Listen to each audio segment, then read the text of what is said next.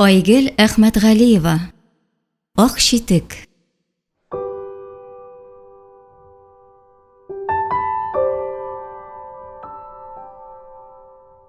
Нургаян матайын әкрен генә күлнең читенә үк диярлек китереп туктатты. Әле кайчан гына алар монда Зәйтүнәсе белән җитәкләшеп, йөгерә-йөгерә килерләр иде. Ярты төн утырып, икесенә бер балык каптырсалар да, алтын тапкандай куанырлар. Аннан ул балыкны суга кире җибәреп көлешерләр иде. Элекке учак урынын эзләп азапланмыйм, Зәйтүнәкәем. Тотабыз да шушында ягабыз. Ни дисең? Сиңа менә монда җайлырак булыр. Ир күз карашы белән тирә-юньне айкады да, куш кайын тирәсенә кулы белән ымлады. Миңа шушында утырсам да ярар. Күтәреп төшереп мәшәкатьләнгәнче, матай бишегендә төренеп утырган Зәйтүнә көзге күлнең карасу төсен күреп сискәнеп китте. Моңарчы шушы урынга җәен дә, көзен дә килә торганнар иде. Күлдә йолдызлар кыенганы гына күзгә чалынган шул чакларда. Ә бүген бар дөньясын көз төсе, көз моңы урап алган. Нургаян аның сүзенә карап тормады. Бишек капкачын ачып, башта олы мендәрне, юрганны чыгарды. Аларны агачлар тирәсенә җайлап урнаштырды. Шуннан соң Зәйтүнәне күтәреп алды. Мендәр өстенә утыртып, аякларын җылы юрган белән төреп куйды. Чөнки Казаннан кат-кат кисәтеп кайтардылар. Аякларга аз гына да салкын ярамый диделәр. Туңдырмаска куштылар. Хәзер ут элдереп җибәрәбез әнисе. Менә монда ярармы? Көлгә бәрәңге күмәрбез. Балык эләксә, шулпа да мишәйтләмәс. Балыгын үзең карарсың инде, Нургаян. Икәү тотабыз әнисе, юрганың белән алдыма утыртам мин сине, бер дә аптырама. Ике яралы җанны үзләрен генә калдырырга теләп, балыклар да качышып беткән идеме? Икесенә ике кармак салып, бер бөтен булып байтак кына утырсалар да, бармак буе балык та эләкмәде. Ярар безгә, простой авыл баласына кабыклы бәрәңге дә, дип шаяртты чебеннән фил ясарга яратмаган Нургаян, алып килгән бәрәңгеләрне бераздан көлгә күмә-күмә. Ә учак үзе көлгә калмаган иде. Күккә ашардай булып һаман өскә, югарыга үрләде дә үрләде ул. Үз яктысы, җылысы белән янындагы икәүне генә түгел, йөзләрне, меңнәрне җылытырга теләгәндәй, көзге кыраулардан курыкмагыз дип көч бирергә омтылгандай, юлын адашканнарга сукмак күрсәтергә тырышкандай, сүнми-сүрелми янды да янды. Нургаян, диде Зәйтүнә иренең алдында, аркасын аның күкрәгенә терәп утырган килеш. Сиңа сүзем бар. Син сөйләрсең, мин җырлармын, күңелең тулса еларсың, дип җырлап җибәрде Нургаян, аны ике кулы белән кочаклаган килеш җыр сүзләрен үзенчә үзгәртеп. Сөйлә әнисе, таңга кадәр сөйләсәң дә бер сүзем юк. Бик кыен булыр бит сиңа, Нургаян. Зәйтүнә әйтәсе килгәнен ни рәвешле башларга белми иде. Шулай да тәвәккәлләде. Башындагы шәлен сүтеп, кире бәйләде. Үрелгән толымнарын күкрәгенә төшереп куйды. Күңелең төшкән хатын кыз булса, минем бер каршылыгым юк. Үзең аңлыйсыңдыр. Тик мине ташлама инде син, Нургаян. Синсез 3 көндә яши алмам. Наилне дә ятим итә күрмик инде. Әтисез үсүнең ни икәнен синең белән миннән дә ныграк аңлаган кеше булырмы? Зәйтүнәкәем, акыллы дигән авыздан да исәр сүз чыгар икән кайчак. Тузга язмаган нәрсә сөйләп утырасың. Синнән башка беркем дә кирәкми миңа, җүләркәем. Бигрәкләр дә каты яратам бит үзеңне. Бер тылсымың бардыр мөгаен. Артык яратканнарның бәхетле булганы бармы соң, Нургаян? Ромео белән Джульеттаны кызганып, яшь түгә торган идем. Кит әле, таптың чагыштырырга. Әллә кайдагы буржуй балаларын искә төшермәсәң, чын мәхәббәт булса, аны ничек тә сакларга тырышырлар әле. Җайлы бит, үлеп кытыла имеш. Урыслар нәрсә ди? Безвыходный положение булмый диме? Ә мин авыл малае, ишектән кусалар, тәрәзәдән керергә өйрәнгән. Тормыш сынауларына баш иеп торырга җыенган кеше юк монда. Син мине ул кадәр көчсезгә санама инде, Зәйтүнәкәем. Сүзне бурырга дигәндә, бормыйм, Зәйтүнәкәем, бормыйм. Килде китте сүзләр белән башымны гына катырма. Нургаян башын хатынының иң башына салды. иреннәрен хатынының колак яфрагына, аннан яшь тамчылары тәгәрәшкән бит очына тигерде. Өтеп алырдай кайнар сулышы белән муен артын кытыклады. Бер кадәр вакыт үткәч, инде иреннәре кавышкан мизгелдә, шык тамчысы ялтыраган күз алмасында үз шәүләсендә күргән Нургаянның «Зәйтүнәкәем, бердән берем» дип пышылдаганы учак телләренә сарылып, күкләр катына шиелде. Нургаян, кыен булса да, син миңа пушмак ясап бир инде. Ире әлеге сүзләрнең мәгънәсенә төшенмичә, нинди пушмак, әнисе, диде аптырый төшеп. Шушында карават буенда. Су кертеп булмасмы? Электр плитәсен менә монда идәнгә кили аласың. Зәйтүнә йөз түбән яткан килеш кулы белән тәрәзә астына ишарәләде. Бу тирәгә шүрле гелсәң, бөтен вак-төякне тезәргә булыр. Табак савытны, энә кайчы ишене, үтүкне, куна тактасы ишене мондарак куярга була. Тукмаш басам димисеңдер бит. Нургаян әле һаман хатынының тел төбен аңлап бетермәгән иде. Нигә басмаска? Ике кулым бар, Аллага шөкер, тукмашында басармын, ипиендә. Син нәрсә инде, Зәйтүнә? Әнкәйнең зарланганы юк, ипиендә сала, ашны да пешерә. Әби дә көн сайын килеп йөри. Алар җитешмәсә, үзем эшлим, укам кыелмый. Нургаян сөйләмәдә дигәндәй баш чайкады да, үзе үк сүзенә ялгады. Кирәк дисәң, суын да кертермен, барысын да көйләрмен анысы. Сиңа ничек җайлы шулай урнаштырырбыз, әнисе, диде, каршы төшеп, хатынының кәефен кырмас өчен. Бөтен эшне бездән тартып алмакчы булам дисең инде. Бөтенесен түгел, эшли алырдайын. Зәйтүнә шаяртмый иде. Олы өйгә ни кирәк, кеше өйгә шул кирәк диләр. Шушы пышмакта кеше өй яса инде син, Нургаян, диде ул, сүзен кире какмаслык үтенү белән. Ярар, әнисе, ничек дисәң, шулай булыр. Шулай булды да. Тырба юк, насос юк, тегесе юк, монысы юк димәде Нургаян. Бөтен урам халкын шаккаттырып, кышын да катмаслык итеп өйгә су кертте. Нәрсә кирәксә, җир тишегеннән булса да эзләп табарга тырышты. Юк әйберне үзе ясады. Әллә нинди осталарны көнләштерерлек эш кораллары булдырды. Зәйтүнәсе помидор үсентеләре үстерәм дигәч, идәнгә тар-тар бүлемнәр ясап төзде. Почта аша әллә ниткән орлыклар кайтартты. Хатынының «Шиби карасам» диюе булды. Аның буе җитәрлек урынга сап-сары тавык бибиләре пипелдәшкән тартма утыртып куйды. Зәйтүнәсе исә эш белән кинәнде. Ул күз нурларын текәп үстергән үсентеләр яз башында ук чәчәккә бөреләнде. Үз бакчаларына да, күрше-күләнгә өләшергә дә җитте. Ширәмгә таралганда сары йомгаклар инде тәмам ап-ак чибиләргә әверелеп йөгереште. Йөз түбән ятып, керен дә юды Зәйтүнә, үтүкләде, текте, ямады.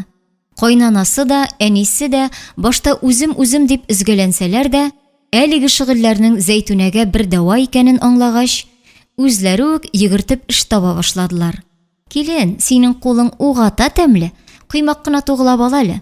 Кызым, син теккәннең җие-җигә ятып кына тора, ыек баштабанына ямау салып бирсәң, Саймә килененең сабырлыгына аптырый иде. Ник бер зарланып карасында, ник бер кара киеп эндәшсен. Тәне дә, җаны да сызланадыр бит үзенең. Ник бер сиздерсен.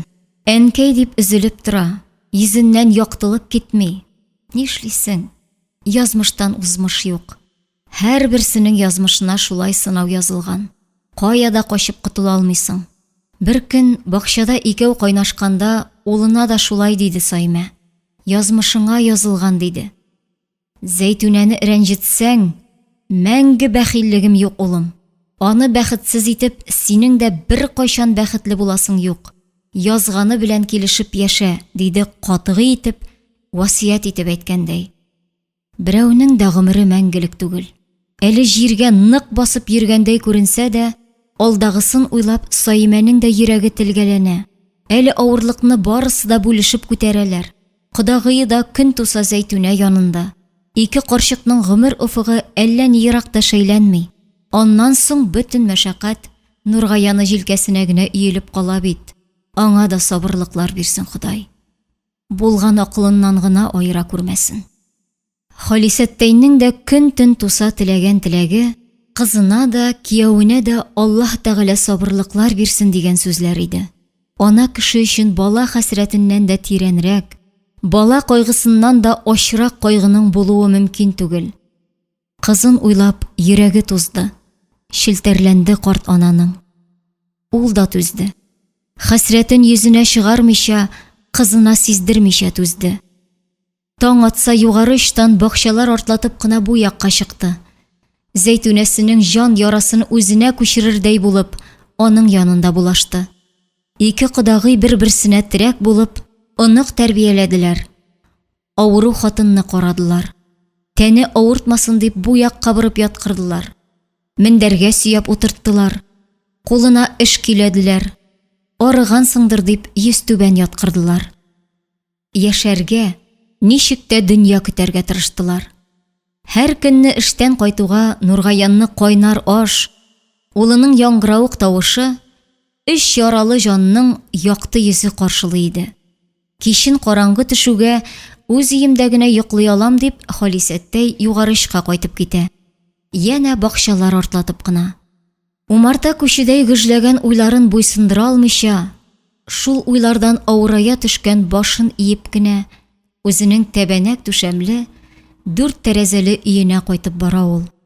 Каныннан, җаныннан яралган газиз баласының хәсрәтен киметә дә, бүлешә дә алмаудан гаҗиз булып, аны кызганудан буй-буй булып аккан яшьләрен сөртеп тә тормыйча, карашын кәлүш очына төбәгән килеш атлый да атлый. Ә күз яшьләре өйгә кайтып кергәч тә ага бирә.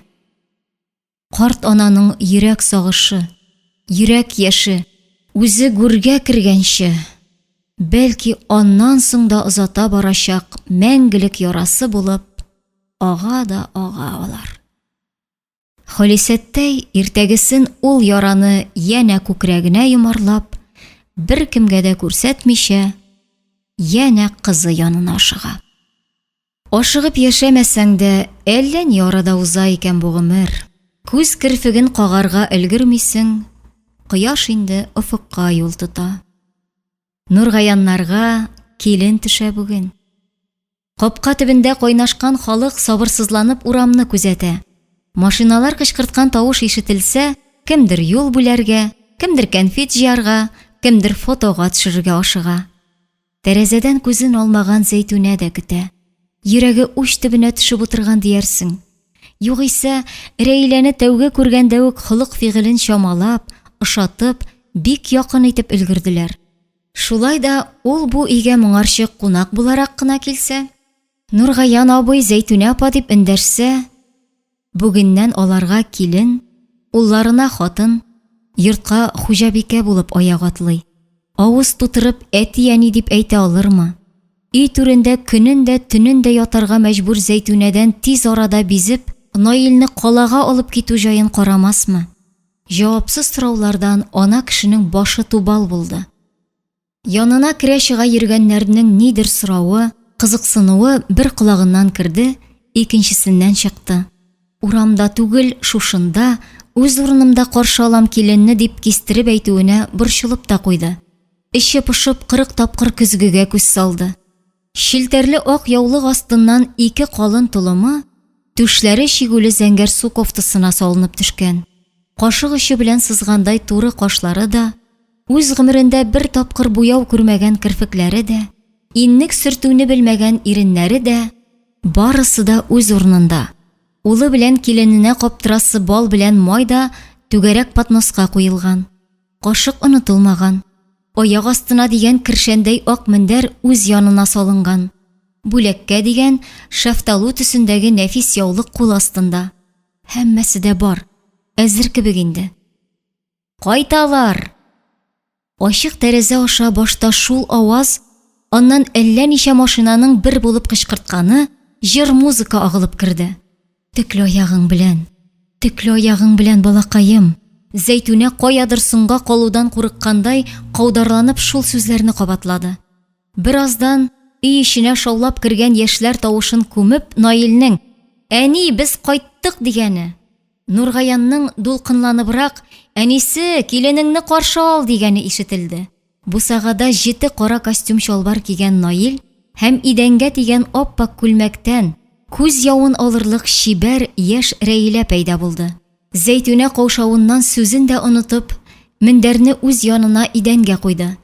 Шуннан соң гына өзеп, «Түрдән узыгыз, балалар. Кызым, тикле аягың белән», ди алды. Рәйлә вак-вагатлап Зәйтүнә янына килде дә, «Исәнме, әни?» дип шул кадәр ачык итеп күреште. Аннан үзе дә каушый төшеп, Зәйтүнәнең җилкәсенә оппак шелтәр шәл салды. Кисәк кенә күңеле тулган Зәйтүнә улы белән килененә балмай каптырырга да онытып, бер ара тынтырды. «Әни», диде Рәйлә. «Исәнме, әни?» диде. «Әни» диде. Зәйтүнәнең кирпегендә көмеш яшь тамчысы җемелдәде. Наил дә иелеп әнисен кочаклап алды. Аның да күңеле тулганы күренеп тора иде. Зәйтүнә шуны абайлап, улына ныклык өстәп, көләч елмайды. Үрелеп, Баһадирдай улының иң башларын сыйпады. Шуннан соң исенә төшеп, килененә бүләк яулыкны сузды. «Башыңда туссын, кызым. Бәхетле бул берүк». Туй турында барысы да хәл ителгәч, Зәйтүнә генә түгел, Наил дә көл астында кирәгән учак утына әйләнде. Югыйсә, Рәйлә белән ачыктан-ачык сөйләшенгән. Кыз кая, нинди йортка киләсен яхшы белә. Мәхәббәтләре айлар гына түгел, еллар белән сыналган. Рәйләнең йөз кыяфәте генә түгел, күңеле дә матур. Монысына да кат-кат инанды Наил. Шулай да. Бер көн килеп Рәйлә әнисенә ялгыш каты бәрелмәсме? Аңа кыек сүз әйтмәсме? Шуны уйлап борчыла иде егет. Мондый хәл була калса, ике ут арасында калырга туры килсә. Юк, башына каян җыен тузга язмаган уй кирип тула диген. Бала чактан, үзен белә белгәннән бирле әтисе аны, «Улым, син безнең бер генә бөртек, мин булсам да, булмасам да, әниеңнең иң олы терәге син» дип үстерде. Әнисенең башка әниләргә охшамавы белән ул сабый чактан килеште. Нәни куллары белән кичкенә генә ярдәм күрсәтә алуына да сөенеп туя алмый иде. Аш ягыннан табак алып чыкса да, мич арасыннан берәмләп бәрәңге ташыса да, авып төшкән урындыкны турайтып куйса да, әнисе аның башыннан сыйпый, җан җылысы белән елмая. Улының кул арасына киреүенә бер сөенсә, кеше күңелле булып үсүенә мең шатлана иде. Наил мәктәпкә кергәч, ике әбинең кулына тоттырмыйча, күлмәк костюмнарны үзе үтүкләде. Дәресләрне үзе әзерләтте әнисе. Маңгаенда кәҗәгенә калдырып, улының чәчен үзе алды. Әтисенең аны кулларына гына күтәреп мунчага алып китүен, күтәреп алып кайтуын, кулларына күтәреп матай бишегенә утыртуын, әле балыкка, әле мәтрүшкәгә, әле пинник бәйләргә алып баруын, кулларына гына күтәреп бәпкә сакларга алып чыгуын күреп үсте Наил. Әнисе белән киңәшләшмичә, бу йортта бер эш эшләнмәде. Әбиләре исән чакта да шулай булды. «Килен, шигәннәр чәчәкле келәм сатып йөриләр. Әллә аш ягына берәрне алып куйыкмы? Ни диярсең? Кызым, кеше бакча сөрә башлады инде. Әллә кияү минекендә сөреп ташласынмы? Әнисе, берәр келәт эшләсәм дим. Мунча тирәсенә бастырыйм микән, бакча буенаракмы?» Хәзер ничек булыр? Рәйлә бу гадәтләрне кабул итәрме? Әнисенә ялгыш каты бәрелмәсме? Туй алдыннан Наил менә шундый борчулы уйга төшкән иде. Түзмәде, кәләшенең күзенә карап, уйларын ачыктан-ачык уртаклашты. Рәйлә исә шымырт күзләрен кысып, нәкъ аның әнисе кебек җылы елмайды.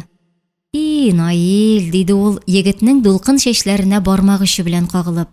«Мин нигә сине сайладым дип уйлыйсың соң син?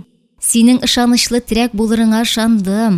Әниеңне шулай хөрмәт итмәсәң, аны кайгыртмасаң, борылып караган булыр идемме? Икәү булсак, авырлыкларны да бергә бүлешербез, Наил», диде ул йөзеннән нур беркетеп. Бу җиһанда һәр нәрсәнең төсе, тавышы бар.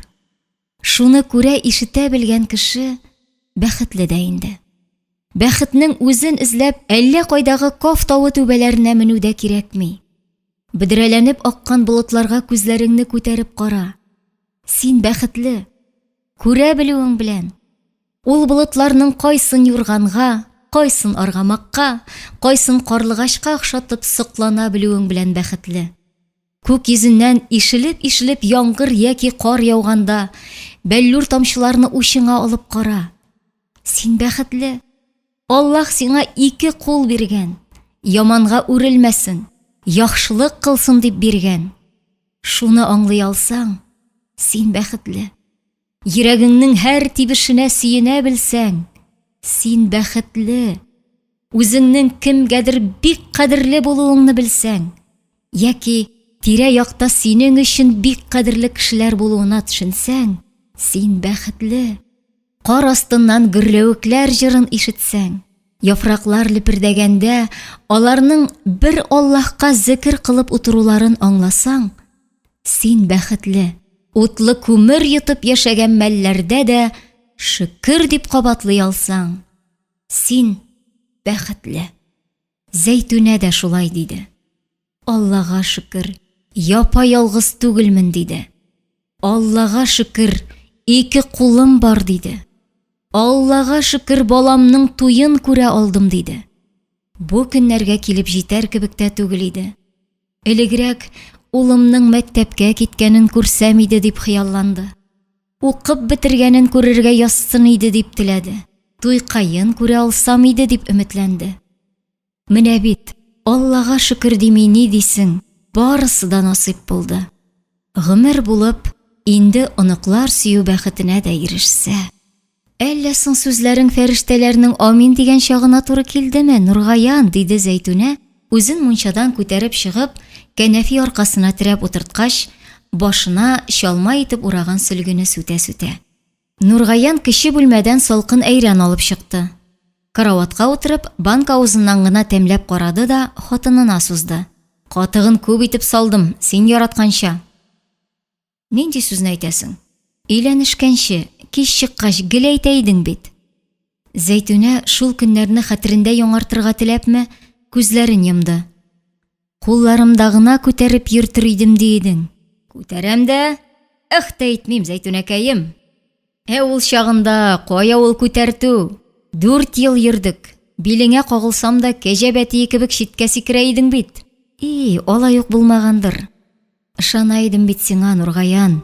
Үземнән битәр сиңа ышана идем. Соң ул ышанычны яулар өчен башта сине капчык белән кулга яләштердем. Аннан сарык бәрәннәре ташып, ничәмә пар аяк киеме туздырдым. Уен катышчының әйтүе Нургаянның. 10-шыны бетергәч, Алабугага китапханәчелеккә укырга китәм дип хыялланган кыз кисәк кенә ниятен үзгәртте. Авылда әнкәй янында калам диде. Бу сүзләр теленнән төшкәнче Зәйтүнә барысын да 40 кат уйлады. 40 бизмәнгә салды.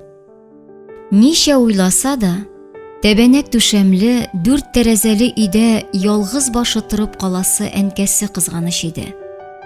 Олыгайып кына килгәндә бер иптәш булыр дип Зәйтүнәне тапкан. Күз карасы кебек күреп аны баккан. Үз авызыннан үзеп иң тәмлесен аңа ашатырга, иң матурын аңа кигерергә тырышкан әнисе бер үзе нишләп бетәр? Аннары Зәйтүнә үзе дә ул таш каласында әнисеннән, Нургаяннан башка нинди ям табар? Шуларны соңгы тапкыр күңеленнән кичергәч, тотты да әнкәсе янына сарык фермасына эшкә чыкты. Нургаян аны күрер өчен фермага да килә. Яңа туган сарык бәрәннәрен икәүләп эшкә, җылы бүлемгә ташыйлар иде. Ирнең шуны күздә тотып шаяртуы. Мунчаны да өй эчендә салуыгыз иллә дә әйбәт булды, диде Зәйтүнә яңа өйдәге уңайлыкларга 1001 кат шөкер итеп. Синең дә яшең бара, Нургаян. Мине йөртүләре җиңеләймәс. Коляскага яләшергә кирәк инде. Әйтәсе бармы әнисе? 37 ел көткәч, коляскада кайтып җитте бит, дип көлде Нургаян, ел сайын яңа гариза язарга баруын искә алып. Безнең илдә халыкны кайгыртмыйлар дип әйтеп кара син. Зәйтүнәкәем, ул колясканы бик кирәксенсәк, әллә кайчан сатып та алган иек. 2 кулым барында сине генә күтәрмәскә, җайлы дисәң, өй арасында йөрерсең анысы. Ишек алдында Актырнакның иркәләнеп кенә һау-һаулаганы ишетелде. Кызларның мәктәптән кайтуын сөенеп каршылавы. Капкадан чит кеше керсә, бер дә булай йомшак тавыш чыкмый үзеннән. Дөньяны шаулатып өрергә тотына. Шунысы әйбәт тә инде. Зәйтүнә кеше кара кергәнен алдан ук белеп тора. Өйалды ишеге ачылып ябылды. «Бабыкай!» дип сөрән салды 3-нчедә укучы Гөлүсә, кирип җитмәс борын сабырсызланып. 5-нчегә күчкән Илүсә үзенең апа икәнен искәртеп, «Кычкырма шул хәтле, әбикәй йокласа» дип, аны шелтәләп куйды. Аныкларының каршысына чыккан Нургаян аларның аркасыннан сөйде дә, бик җитди кыяфәттә 2 кулы белән сумкаларын капшап карады. «Кая, берәр симез икеле юкмы монда алай-булай?» Бабаларының җыр теленнән тәм табып, кытыкланып көлә-көлә, кызлар Зәйтүнә янына йөгереп керделәр. «Әбикәй, Илсияр апа сиңа сәлам әйтте. Әбикәй, инештәге басманы сындырганнар, бер генә токтасы калган. Әбикәй бер көн әйткән ик бит, Рәхимә апаның казлары югалган дип. Тапкан?» «Ие, кем инде теге, исемен оныттым. Әллә апаларның лапасында булган ди. Әбикәй, Вәсим абыйның аягы сынган ди». «Аяклары диген, икесе дә сынган бит». Кызлар әбиләрен авыл яңалыклары белән таныштырырга ашыккан арада, бабалары аларны бүлдереп, «Һай кычыткан чыпчыклары, Вәсим абыегызга ни булган? Каян ишеттегез?» диде бик аптырап. Кызлар дәрестә җавап биргәндәй икесе бер авыздан чатнатып, «Сүз иясе белән йөрми» диделәр, кайчандыр Нургаян үзе өйрәткән җөмләне сүзен сүзгә кабатлап. «Ярар, алайса хат шунысын әйтегез, шыйлмалар. Бүлнистәме Вәсим абыегыз, өйдәме?»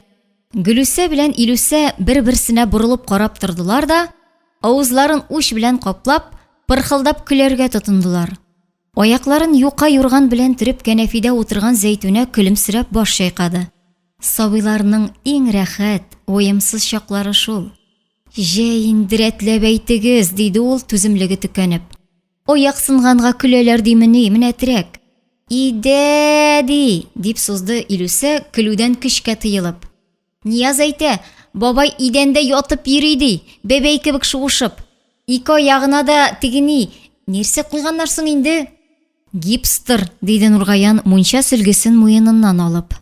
«Кая? Урап кайтыйм әле. Әнисе, сине караватка күчеримме? Булай арып бетәрсең». «Күчер, үзеңә тыныч булыр, иркенләп йөрерсең». Кызлар үз бүлмәләренә йөгереп, өсләрен алыштырган арада, Нургаян да шкафтан шакмаклы яшел күлмәген алып киде. «Яка тирәләре бөгәрләнгән, бер үк сал, үтүкләп алам», диде Зәйтүнә аңа күз төшерүгә. Шул арада идәндә торган үтүкне дә кабызды. «Яраган инде әнисе, пенсионер бабайга. Минем якага кем карап торсын?» «Карамаса да күрүчесе табыла аның. Хатынының кулы юк микән ни диярләр. Китер, китер». Нургаян капкадан керүгә, ишек алды чирәмендә мүкәйләп йөргән Вәсимне күреп, аптырап китте. Дустының 2 аягы да гипска катырылган. Шулар өстеннән уйык баш киеп куйган. 2 тезендә оныгының хоккей уйнаганда кия торган калканнары. 2 кулына исә хатынының аякка элә торган артсыз башмакларын кигәндә, шуларны шап-шып китереп йөреп маташа. «Нәрсә ахир? Мине олы капкаңны ачып каршыламакчы идеңме әллә?» дип шаяртырга ашыкты Нургаян. Аның үпкәли торган гадәте юк икәнен белгәнгә, сүзен елмаюдан башлап. «Шул әйтмәкче идем дә, бер мәшәкатьтән коткардың», диде үзе дә сүзгә аптырамаган Вәсим. Кулына кигән алсу төстәге җилем башмакны салмый гына, уң кулын һавага күтәреп сәлам бирде. «Идә хатын мырлый, аяк астында йөрмә, утырып кына торды. Шуңа үч итеп ишек алдына чыктым. Әйдә, түрдән үз яшти» дип, җылы яктагыча йөзем куаклары үрләгән беседкага ымлады. Нургаянның «Кая булышыйм» дип иелүен күргәч, Вәсим йөзен җыерып баш чайкады. «Үзем», диде ул кистереп, «син мине башын иеп 5 тиен акча эзләп йөри дисең мәллә?» «Йөрим. Сынган аякларга үч итеп йөрим. Картайып килгәндә шушы көнгә калдырмасалар». Нургаян атлап, Вәсим мүкәйләп беседка эченә керделәр. Тимердән шелтәрләп эшләнгән эскәмиягә утырдылар. «Булай дигәнгә хәтерең калмасын яшти. Ну барыбер әйтәм. Синең Зәйтүнәң алдында ят, шуңа йөрим. Мин әйтәм, Зәйтүнә теттереп эшләгәндә, миңа кул кушырып ятаргасың. Бакчага дип чыккан идем, кирип кенә җитәлмәдем әле. Кишер йолкысы бар дип шәпши бит. Иртәрәк дип торам, үз 90-90. Вәсим башы белән үй тәрәзәсенә ымлады. Юри чыктым, үзем йолкыйм дим. Бергез дә кирәкми дим. 2 кул бар, нигә рәхәтләнеп йолкыйм? Кызлар кайтып әйтмәсә, әле ишетмәгәндә идем, диде Нургаян аның аякларына карап. Син соң кай арада, кайда җитештең? Тиз икән ул яшти. Вәсим баш түбәсендә ялтыраган пеләшенә шәпелдәтеп алды. Менә бу ахмак башны саклыйм дип аяксыз калды абзаң. Кичә бит малай түбә яптырды. Мин дә буталып йөргән булдым шунда, карт дивана. Аста калайны эләктереп кенә торсам ярамаган. Юк, баскычка менеп басарга кирәк бит. Кысылып торырга. Ул калайның как миленький гына менеп киткәнен дә күрдем мин. Менеп тә җиткән иде. Нәрсә дип ышкынгандыр. Туп-туры минем өскә очты, жүнсез.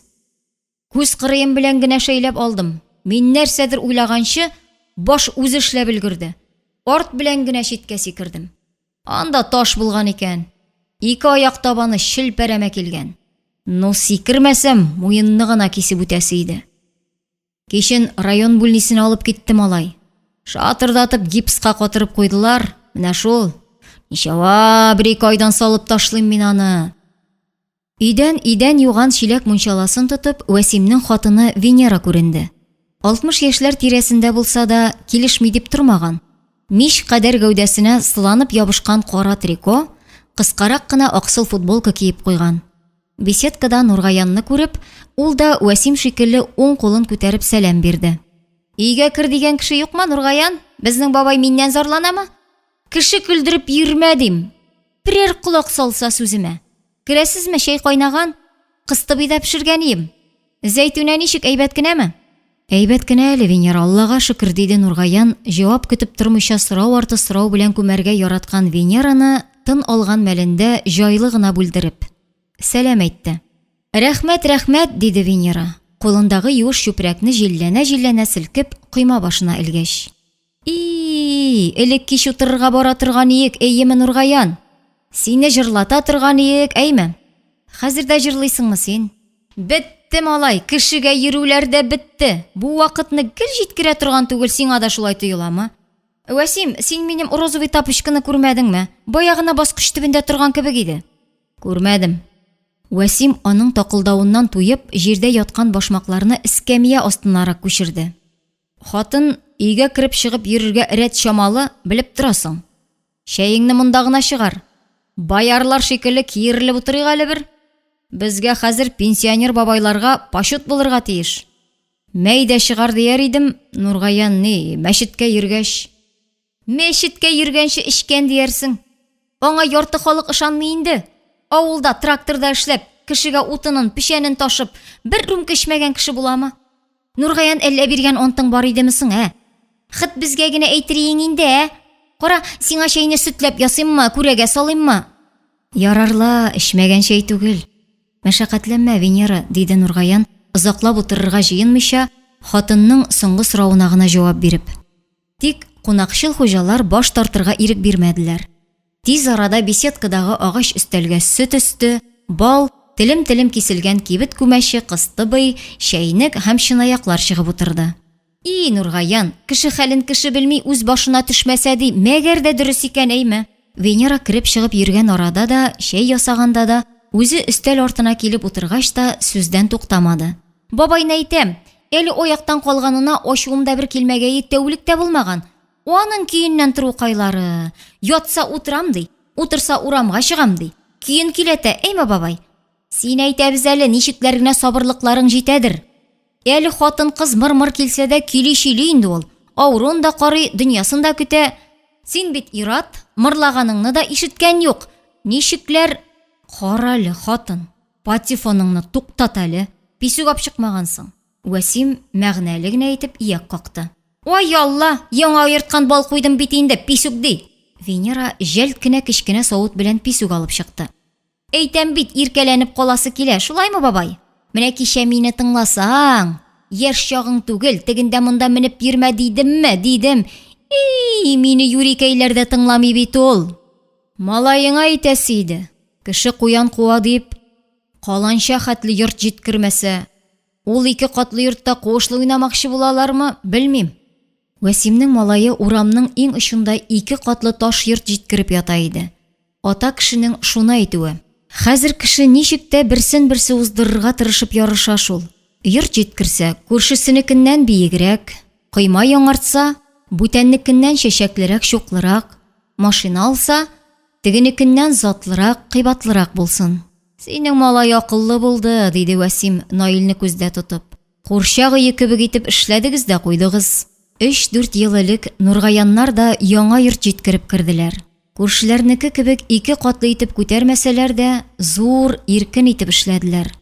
Суы, газы кергән, элекке кебек мичкә утын ягып, чира телеп азапланасы юк. Шәһәр фатирыннан ким түгел. Ванна мунчасына тиклем өйгә киләделәр. Үй салуның ние бар, чутлыйсы да муклисы дисәләр дә, күзгә күренгән-күренмәгән 1000 мәшәкате бар иде анысы. Шунысы рәхәт, 40 кадакка да тилмергән чор түгел. Акчаң булса, җаның теләгән нәрсәне табып була. Авыл җирендә күпләп мал асрасаң, акчасы да кулга кереп тора. Карарга гына сабырлыгың җитсен. Сөтен, итен шәһәргә дә илтеп йөрисе юк. Авылда сыер бозау тотучылар бетеп бара, аларның да тамагы бар. Каймак, кәтлит ишесен ашыйсылары килә. Кызлар да үсеп килә. Кирәк иде инде, кирәк, диде Нургаян артык җәелеп китми генә. Ул төзелешне бер башласаң, бетәргә җыенмый икәнле, кул кычытып тик тора. Безгә соң хәзер ишек алдында кадак кагып, бакчада жук чүпләп вакыт үткәрсәк кенә инде. Вәсим шулай диде дә, гипслы аякларына карап кызганыч елмайды. Жук отпадает, моның белән чүпләп булмас. Иелеп эскәмия астыннан ал башмакны булгап күрсәтте. Бәрәңгә алыр вакыт җиткән, нинди жук сөйләп утырасың? Венера чәй ясаган җиреннән башын күтәрде дә, ах итте. Әстәгым, шул башмакны сорыйм бит, күрмәдем ди. Нишлисең аның белән? Шаулама, пиршәткә урынына ул. Бик җайлы нәмәрсә икән. Җирдә йөргәндә кул пычранмый. Үтрә бу бабай мине, чисти үтрә. Венера оныкларына ияреп, иренә бабай дип эндәшә башлаган иде. Шул сүзгә тәмам ияләшкән икән. Вәсим дигәне ишетелми хәзер. Эш сорап тинтерәтә. Тик утырмыйм, эш тап ди бит, ә? Сиңа түгел яшьләргә дә эш юк авылда. Шуңа таишып биттеләр дә инде. Нургаянныкылар калды да безнекеләр калды. Килен әйбәт булды, диде Вәсим чәенә сыйык бал салып. Ул кытыртса, шундук шәһәргә сыпырта иде безнеке дә.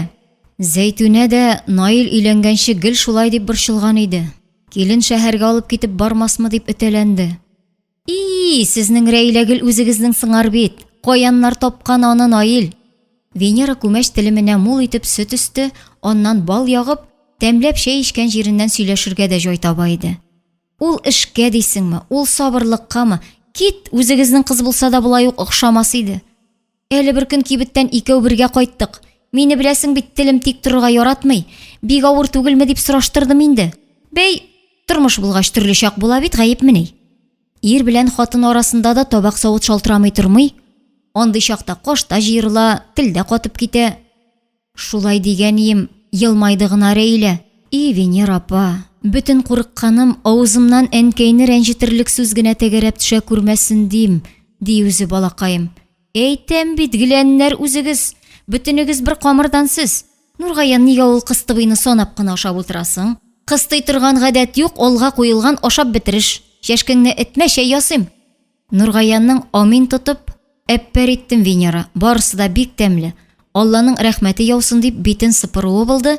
Вәсим чәйнек чынаякларны бәреп төшерерлек тавыш белән шаулап көләргә тотынды. Венера башын тотты. Нургаян да көлүнең дәвамын көтеп ахиренә төбәлде. Икесе дә белеп торалар. Димәк, Вәсим нәрсәнедер исенә төшерде. Әппәр дигәч, Вәсим һаман шүрәле кытыклагандай шырык-шырык килә иде. Корт исәр, кем әйтер шушыны акыллы дип. Венера үзе дә иренә кушылып елмайды. Безнең бит төпчек кызның ире урыс, үзең беләсең. Ирнең чырае бер мизгелгә сытылып җимерелеп алды. Җир йөзендә татар биткән. Ярар, башлый күрмә берүк. Венера да үзенең дә йөрәк ярасы булган сүз җибен кузгатырга теләмичә чыраен сытты. Ярар, чурт с ним. Сабантуйга кунакка кайтканнар иде. Шушында утырып ашлар ашадык, бер табак итне бөкләп куйдык. Миннән күреп, кияү дә битен сыпырып әппәр итеп утыра иде. Венераның бәләкәй тактага куеп бәлеш табасы алып чыкканын күргәч, коты очты моның. Ой, еще не әппәр дип, кулын кирегә булгарга тотынды мин сиңа әйтим. Шул искә төште. Таптың кызык. Кызы белән кияүен искә төшергәч, Венераның йөзе качкан иде. Вәсим дә бу юлы елмаймады. Үзен гаепле. Чаллыда укыган чагында башына яулык ябып кайткач, син дуладың. Авыл халкы алдында уятка калдырып, абыстай кебек төренеп йөрисең. Берәү дә булай кыланмаганны дидең. Оныттыңмы? Яулыгы белән бергә акылын да салдыргансың инде. Әнә, хәзер бүтәннәрнең кызлары кайта. Яулык бәйләп, татар ирен култыклап.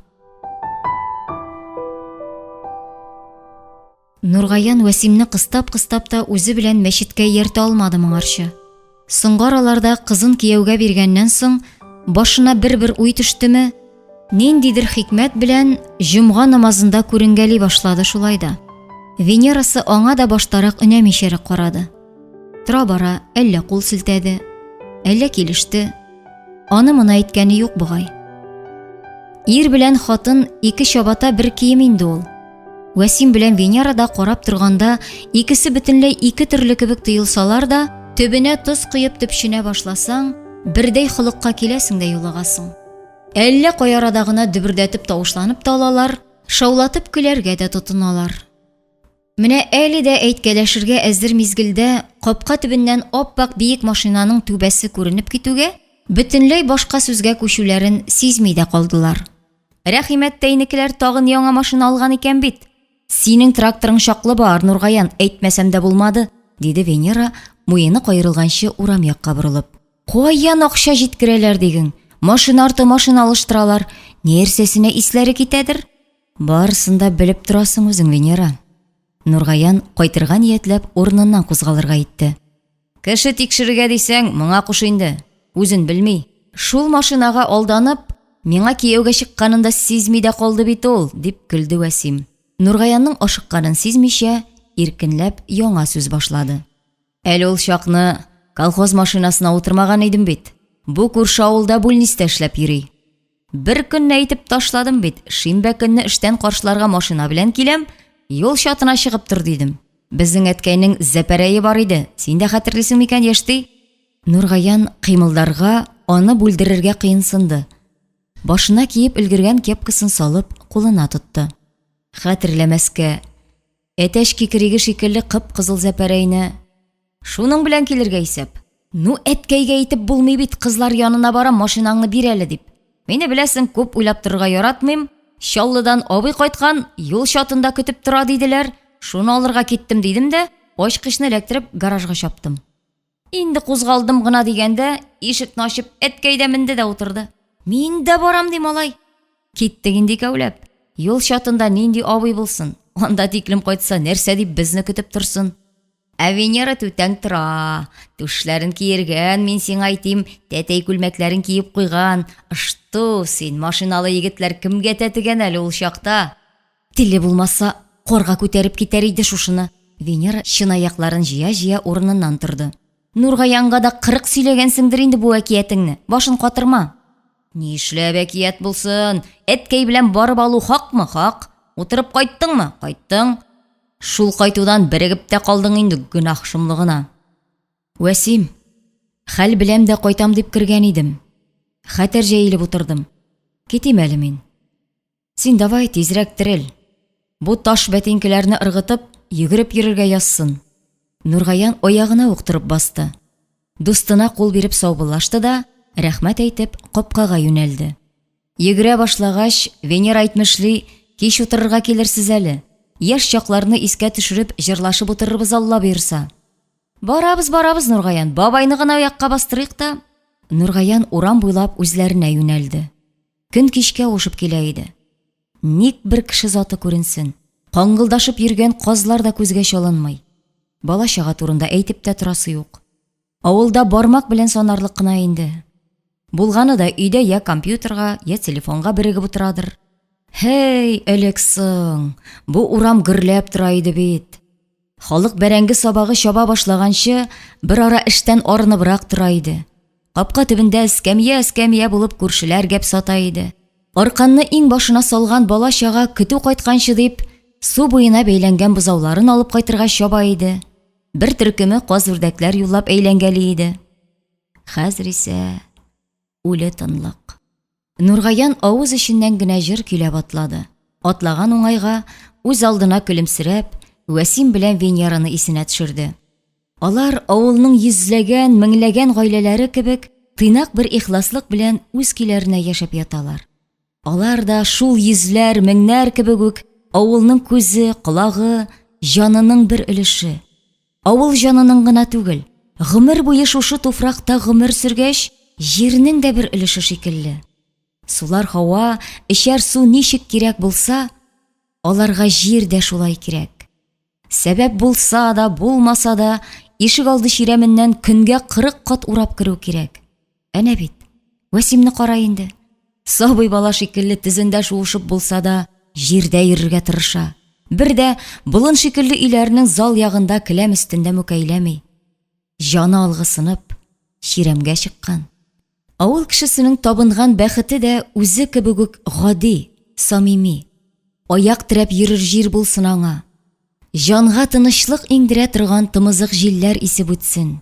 Өенә су кергән булса да, тешне камаштырырлык саф суны тансыклаганда, машинага бидон утыртып барып кайтырлык җырчы чишмә булсын. Кичен юыш аркасына олы сөлгесен салып мунчадан чыккач, өйгә керергә ашыкмыйча, ләззәтләнеп сокланырга йодрык-йодрык йолдызлар булсын. Шуларга карап торганда, кетер-кетер кимерәм дип алма өзеп алырга, бакчадан үрелеп торган алмагач булсын. Ул мизгелдә яңа сыгылган әфлисун, анар сутлары, фанта, спрайт кирәксенми кеше. Салкын каттык булгатып, 3 литрлы банка белән әйрән тоттырсыннар, яки сап-салкын чишмә суы белән сыйласыннар үзен. Шәһәр халкы мунча ташына сибәргә дип Кытайдан, гарәп әмирлекләреннән әллә ниткән хуш исле майлар кайтартып тинтерәсә, авыл кешесенең барысы да кул астында.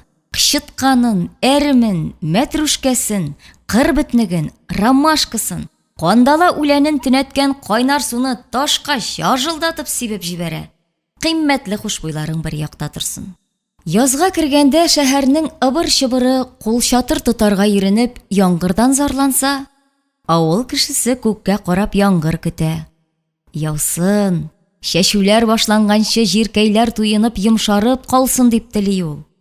Җәйләрен өтеп алырдай кыздырган кояштан туярга өлгергән шәһәр халкы, их, бер кыйып үтсә иде дип ялварса, авылныкылар киресенчә пешән өстен, урак өстен яңгырларсыз гына уздырсак иде дип үрсәләнә. Авыл кешесе кыш уртасында быелгы җәйдә Төркиягә барыргамы, әллә Грециягамы дип туристик белешмәләр актарып интекми. Берәрсе бозау суйса, берәр ботын алып куярга булыр дип, кибет ишегенә эленгән белдерүләрне күзәтә. Бу атнада кайтмадылар, бәрәңгеләре бетеп китмәде микән дип, һаман каладагы балаларын уйлап борчыла. Йомырка чиләкләп җыелды, берәр сортыннан булса да җибәрәсе иде дип, кайткан киткәнне барлый. Картаеп килгән авылның яшәү мәгънәсе шәһәргә сибелгән балаларын, оныкларын кайгырту. Һәр пичмактан хәвеф-хәтәр сагалап торган әлеге заманда аларны сакласа бер Аллаһ үзе генә саклый ала шул. Менә шушы хакыйкатькә төшенүчеләр сирәк. Авыл уртасында иман йорты булып калыккан мәчет бусагасын авылның ничә кешесе атлап керә икән? Күп булса 6-7, 1000, миллион сәбәп табалар. Йөрмиләр. Кыйбласызлыкның, имансызлыкның шишмә башын коммунизм төзеп маташкан елларга сылтау җиңел дә соң. Ә бит бүген акылга килергә беркем комачауламый. Күңеленә иман орлыгы салынган кеше күзгә күренеп үзгәреп китә. Йөзенә нур иңә. Ул үзе дә сизмәстән яхшылык арты яхшылык кылырга омтыла. Әнә бит, һаман шул Вәсимгә кара. Яшерен батырын түгел. Саран дип булмаса да, элегрәк кысмырлыгы бар иде. Артык бер генә тиен дә чыгармас.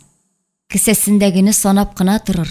Ә бер көн Наил аларны үзе белән шәһәргә алып барды. Нургаян Зәйтүнәгә кирәк яраклар алырга дип барса, Вәсимгә биерләрен тикшертергә кушканнар икән. Ул җай чыкканда барыйм, үзига күренермен дип утырды. Вәсимне шәһәр үзәгендәге түләүле клиника янында калдыргач, Нургаян белән Наил сәүдә үзәгенә кирип киттеләр. Сөйләшенгән вакыттан күпкә иртәрәк Вәсим янына дип килсәләр, ул алардан да җитезрәк булып чыкты. Инде урамда аягын аякка чиеп эскәмиядә утыра иде. Тиз тоткансың әле син, диде Нургаян артык гаҗәпләнмичә. Түләүле дигән клиникаларда да хәзер су буе чират икәнен белә. Анда эшләүчеләр берничә ел элек килгән һәр кемне май кояшы кебек балкып каршы алсалар, зарларын яртышар сәгать тыңласалар, инде елмаерга да вакытлары юк. Бер ишектән кертәләр, икенчесеннән чыгаралар. Кайчандыр совет системасында алган тәҗрибәләрен искә төшереп, һаман үз калыпларында утырулары бугай. Тиз, диде Вәсим, нишләптер саран гына итеп. Нәрсә диделәр? Караучы булгандыр бит. Күрсәтәм дисәң карамый ни. Рәтләп әйт әле ахир. Үзига күрендеңме соң син? Юк. Инде Нургаян гына түгел, Наил да аптырап китте. Багажник капкачын шапылдатып япты да, башта машинага утырып маташкан Вәсимгә, аннан әтисенә сораулы караш ташлады. Нургаян иңсәсен генә җыерды. Вәсим, сиңа охшамаган әле бу. Авызыңнан сүз алып булмый. Вәсим арткы урындыкка җайлап кирип утырды да, киттек дигәндәй кул изәде. Нәрсә әйтим? Күренеп тормадым. Күренерсең, шуннан нәрсә? Ком диярләр инде, таш диярләр. Кемдә юк инде ул ком? Цемент дисәләр дә гаҗәп түгел. Үтерәсең син, Вәсим абый. Әле килгәндә бөтенләй башкача сайрап килгән идең бит, диде Наил, көзгә аркылы артка күз ташлап. Янекәш, кычытмаган җирне кашып йөрим әле. Вәсим киерелеп утырды. Тәрәзәң караңгы, мине күрүче юктыр. Кайышны әйтәм, эләктермәдем. Агайыны күренсә, сызгырырсың. Ул кайыш агайыны өчен түгел бит, Вәсим абый, үзең өчен, дип елмайды Наил, янә көзгегә карап. Нургаян тиз генә эндәшмәде. Ул ахиренең тикмәгә генә борылып чыкмавын аңлый иде. Тик нәрсә булган? Кара әле, Вәсим. Монда шит кеше юк. Гомер буе бер табактан ашадык. Әйт, нәрсә булды? Булмады дим, кара ышанмый. Вәсим бер ара тынтырды. Алдауны килештермәде, тамагын кырып кына, түлке син Венерага әйтеп тормайын диешти. 40 сүзгә җитәр, диде ялварган тавыш белән. Ни бит, шират алдымда кеше күп булгач ураштырып килим дип чыгып киттем. Теге башта, чатта бер бәләкәй генә малай тора. Муенына пыяла тартмаскан. Ни микән дип кырыена килгән идем, акча җыеп тора икән. Үзенә түгел, 2 яшьлек бер кызның йөрәгенә чит илдә операция ясарга акча кирәк дип язганнар. Ул кызның матурлыкларын, тымырайып карап торуларын күрсәң, Венера бөгәрләп тоттырган 5 меңлек бар иде. Шул тартмага салдым да киттем. Минем биергә әле берни булмаган, дөбердәп эшләп тора. Бу бала бигрәк кызганыч тоелды. Аннан теге көнне мәчеттән кайтканда сөйләшеп кайткан идек бит. Бу дөнья, ахирәт турында шулда искә төште. Бәләкәй генә булса да савап булмас микән дидем, Нургаян. Нургаян сүз катмады. Наил генә: "Эй, Вәсим абый, тартма тотып чыккан мошенниклар булмаса ярар дасың", дип авызын ачмакчы иде, ярый әле вакытында тыелып калды. Кешенең якты ниятенә балта чапкан шикелле булыр иде. Ярар. Анысы әйбәт булган ахир, диде Нургаян, нидер уйлап байтак кына сүзсез торгач. Элек булмады шул. Кая ул чит илләргә барып дәвалану? Андый мөмкинлек булсамы, Зәйтүнәне чит илгә генә түгел, җир читләренә күтәреп барыр идем. Килгән, үзең дә күренеп чыгасы идең. Анлык кына акча миндә дә бар. Әллә кире керәсеңме соң ахир? Кая ул керү, Наил, туктый күрмә. Вәсим талпына кул булгады. Бик китереп кысса киленер әле. Тәки тыңлата алмадылар Вәсимне. Өчәүләп авылга кайтып киттеләр. Шуларның барысын уйлый урам буйлап атлаган Нургаян, кайтып җиткәч, үзләренең капка келәсенә кулын салды да кире алды. Ишек алдына кермәде. Гаебе бар кешедәй башын иеп кенә капка төбендәге эскәмиягә утырды. Чәй эчкәндә нәрсә ди Вәсимнең хатыны? Бер рюмка эчмәгәнеңә ярты авыл ышанмый диме? Биргән антың бармы әллә ди. Юк, аштан иткән улы булу ул. Нәзирә өзми куймый кыставын белде. Нургаянның лышма су булган телогрейка җиңеннән тартып, өйгә әйдәде. Ишеп беткәнсең, ширгә улгашасың киләмени? Мәмрәп торган сарык итеннән аш пешердем, шәем кайнаган. Керәсең, мине санламаган шикелле борылып китсәң, мәңге бәхиллегем юк дип, әллә ниләр сөйләргә тотынгач, Нургаян да кирзы итекләрен лашпырдатып, башкалар артыннан иярде. Югарышта ялгыз гына яши иде Нәзирә. Күрше авылга кияүгә чыгып, 2-3 ел торды микән, аерылып кайтты да, әбисенең иске йортын ипләп-сипләп шунда яши башлады. Ире дә юк, ирсез дә торганы юк дип сөйли авыл халкы. Нургаянның исә әллә нигә бер күргәндә исәмме саумыдан ары сүз алышмагач, аның тормыш рәвеше белән кызыксынганы да юк. Алай гына да түгел. Йөз чырайын сүрәтләп бир дисәләр, анысын да әйтә алмас иде. Колхоз диләнкесен кискән җирдән Нәзирәгә бер йөк агач кайтарырга кушкач, ялгыз хатынның ишек алдына трактор белән агач кайтарып бушатулары менә. Кыйып яуган яңгыр астында ярый әле урманнан чыгып өлгерделәр. Батып калсалар эшләре хөрти иде. 3 ират юан агачларны җитез генә бушатып та ташладылар. Аварга торган бакча кыймасы буена берсе өстенә икенчесен тизеп тә куйдылар. Яңгыр астында кып-кыска халаттан шәрә балтырларын ялтыратып әрле-бирле йөргән Нәзирә. "Шиланасыз инде айкайларым, манма буласыз инде" дип алар янында өтәләнде. "Киптерү синнән инде, Нәзирә, синнән" дип аңа күз кысты ирләрнең берсе пляж башындагы яңгыр тамчыларын сыпыра. Хатын кылын шикелле ихахайлап көлеп җибәрде. "Миннән калмас, әйдәгез, өйгә үтегез. Шәем дә, мәем дә әзер, ашым да пешкән" дип ян башларын уйната баскычка атлады. Нургаян тракторны капка төбенә чыгарып куйгач, кайтырга кузгалмакчы булды. "Нәзирә, җегетләрне сыйла, мин өйгә" диде ул болдырдан менеп барган ирләргә кул изәп. Юк, аштан иткән улы булу ул. Ватык патефон шикелле хатын шул сүзләрне кабатлады. Ничарадан бишара төстә башкаларга ярып, Нургаян да өйгә узды. Өс киемнәрен сала башлагач, оекларына тиклем чыланганнарын абайлаган ирләр ишек төбендә икеләнеп калдылар. "Бер аптырыйсы түгел, салыгыз сал, мишем кайнар, шунда кибәргә куя торам." "Идән ас кибеткәнмени" дип, күгәрчен урынына гөрли Нәзирә өчесенә дә ыек баш китереп тоттырды. "Кая? Уялган кыяфәт чыгарып тормагыз әле, ачуым бер килмәгәе. Мин юеш носки күрмәгән кешеме?" Уйнак та, буйручан да тавышка буйсынган ирләргә сарык яныннан бәйләнгән аппак ыек башларны ялт киеп куярга гына калды. Пәрдәләре ныклап тартылган тәбәнәк тәрәзә буенда иске генә агач өстәл тора. Хатын җитез хәрәкәтләр белән чуар клеенка җәйде. Дигәнче мич буендагы тумбочка өстеннән алып, кайырып киселгән икмәк, табагы белән кайнар ит китереп утыртты. Ирләрне өстәл янына дәште. Алар утырышкан арада әллә каян гына кырлы стаканнар да шишә белән ак башта менеп кунаклады. Урталай киселгән помидор, кыяр, быжралап туралган суган кисәкләре өелгән калай тәлинкә пәйда булды. Тирән тәлинкәләргә аш бүленде. "Булганыннан җитешегез, эшләгәндәге кебек җимертеп, умырып ашагыз. Бер үк кыенсынып тормагыз" дия, Нәзирә шишәне кулына алды. Ирләрнең берсенә дә тоттырмыйча, аларны гаҗәпкә калдырып, теше белән ялт кына бөкесен ачты да, көлә Нургаянга сузды. "Мәле Нургаян, бушатып җибәр, күз киеге кебек утырмасын монда. Сезнең хөрмәткә үзем дә тотып куям" дип, 4 стаканны аның каршысына тезде. Нургаян стаканнарның өчесенә аракыны мул итеп агызды. Соңгысына төбен күмәрлек итеп кенә салды.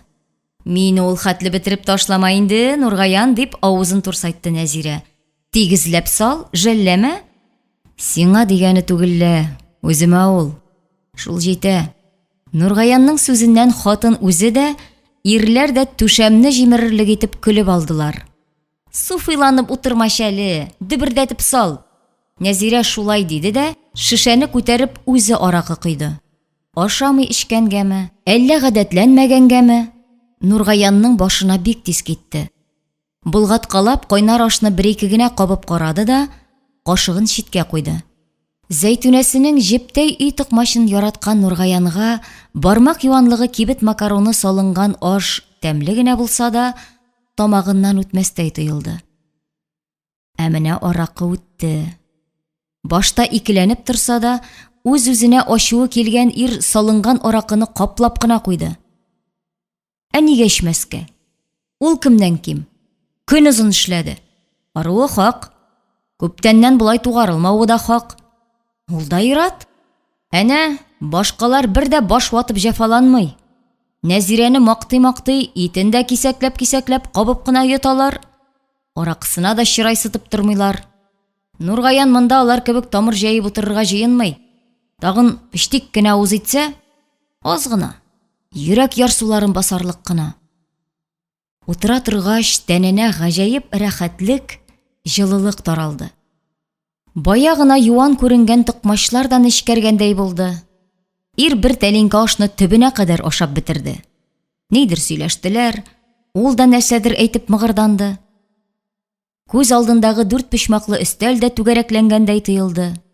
Нәзирәнең ялангач беләкләрен, шәрә ботларын ялтыратып өстәл тирәли бетерелүе дә, әле берсенең, әле икенчесенең колак төбенә иелеп кычкыра-кычкыра көлүе дә ачуын китермәде. Янәшәсендә кемдер урыныннан кузгалды. Артсыз урындык шапылдап ауды. Кемдер Нургаян кайтабызмы дип эндәшкәндәй булды.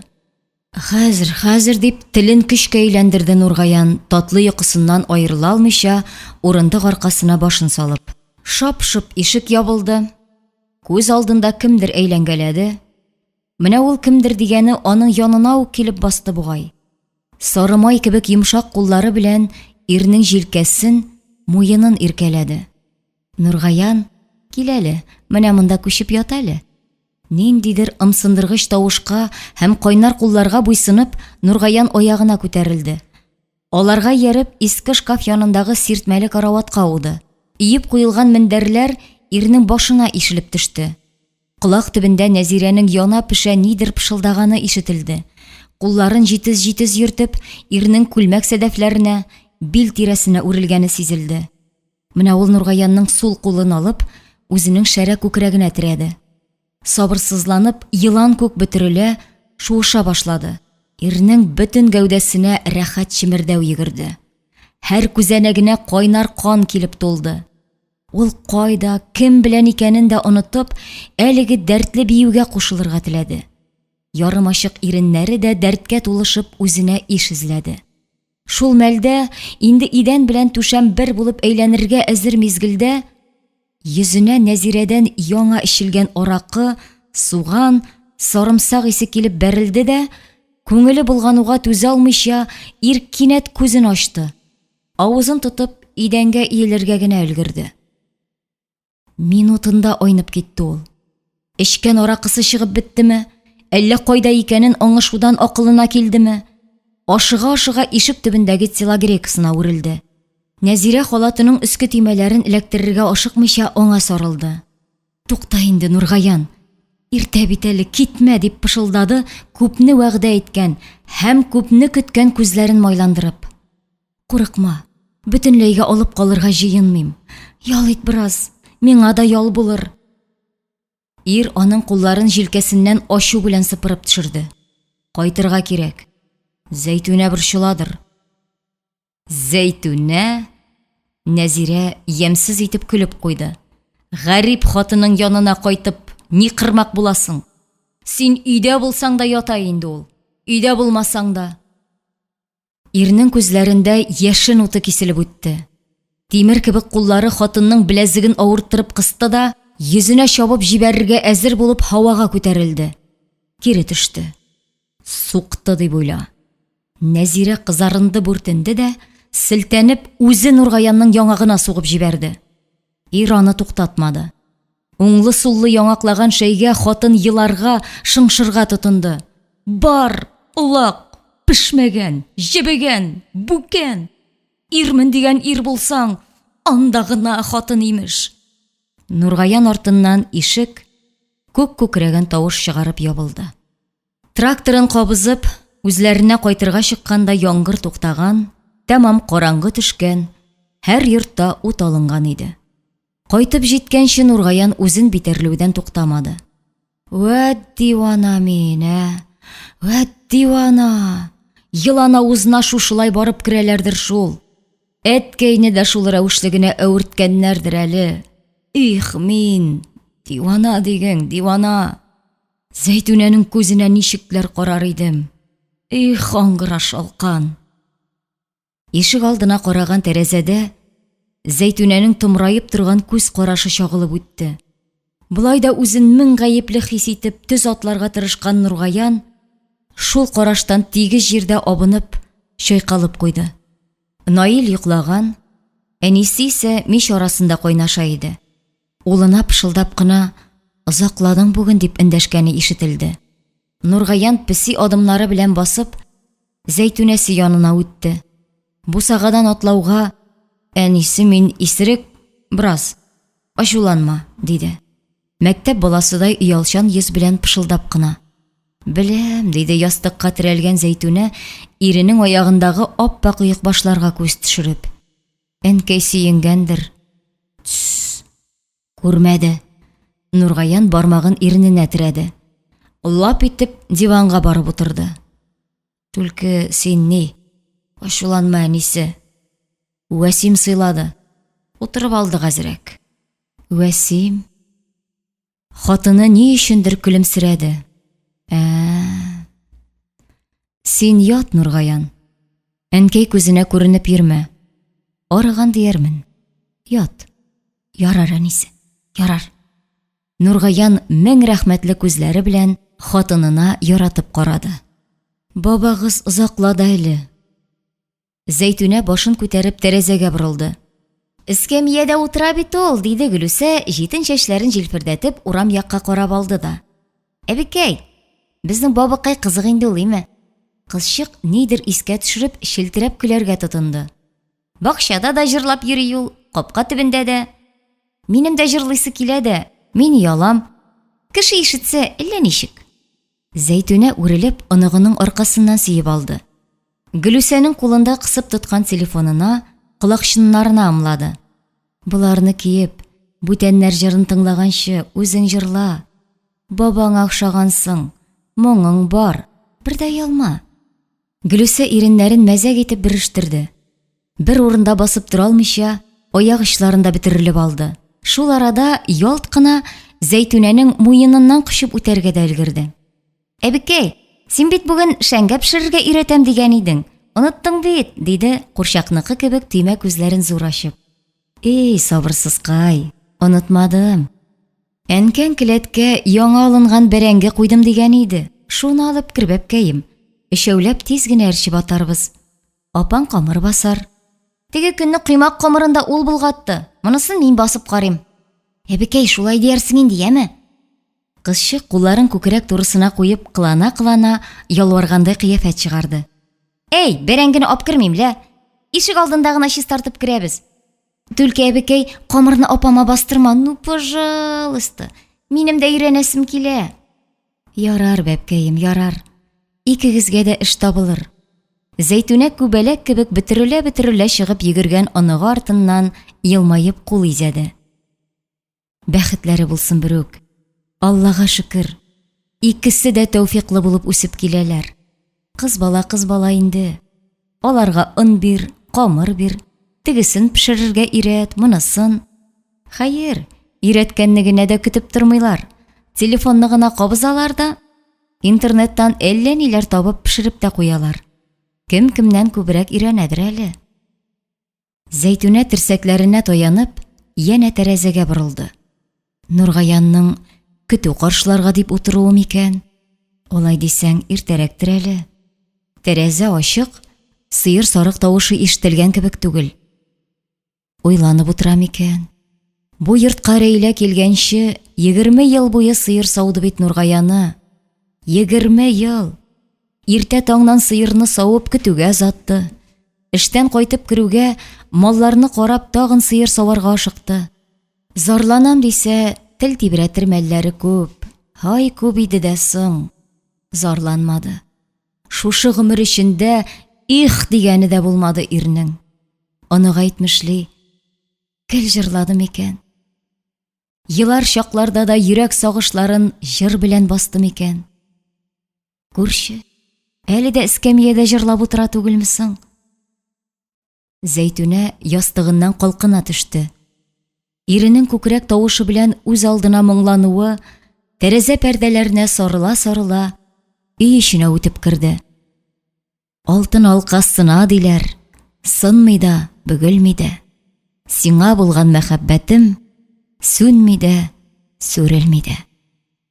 Эй, Нургаян, Нургаян, телеңә түгел, йөрәгеңә сандугач кунган бит синең.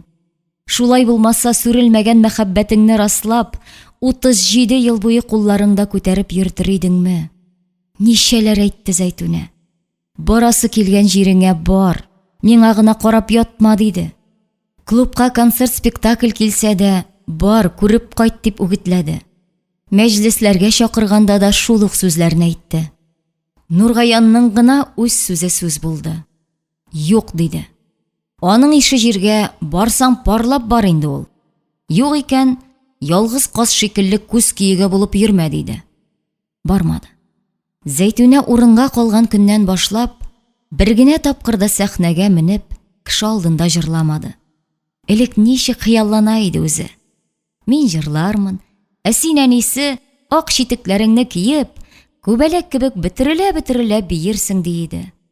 Насыйп булмады. Ак читек тә өр-яңа килеш сандык төбендә ята бирде.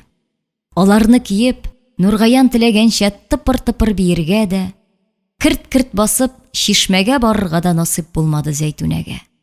Ә менә ирә иткәнчә пар булып, гел янәшә булып, ак булып яшәргә язган икән. Берсе син, икенчесе мин дип көлгән иде Зәйтүнә, шул читекләрне кулына алып куанганда. Читекләр дә аерылмас пар булып сакланды. Зәйтүнә белән Нургаян да. Әдәм баласы җиргә михнәт белән сыналыр өчен туа диюләре хактыр. Сабырлык белән сыналадыр. Уңга-сулга әйләнеп карасаң, рәхәт белән, бәхет белән сыналганнар да бардыр. Тик аларның берсе дә Зәйтүнә янәшәсендә түгел. Кайнанасы Саимәгә кара. Үз гомеренең кай мизгелендә рәхәт күрергә өлгерде икән. Сабые Нургаяны туып, аны кулына тоткан мәлдә бәхет күлендә коенып алгандыр. Шуннан кала, тума ятимлектә үткән бала чагындамы? Яшьлеген урлаган сугыш чорындамы? Күршеләрнең капка төбендәге кычыткан өчен зар елаган ачлык елларындамы? Ирен тартып алган хатын белән бер авылда, бер урамда гомер кичергәндәме?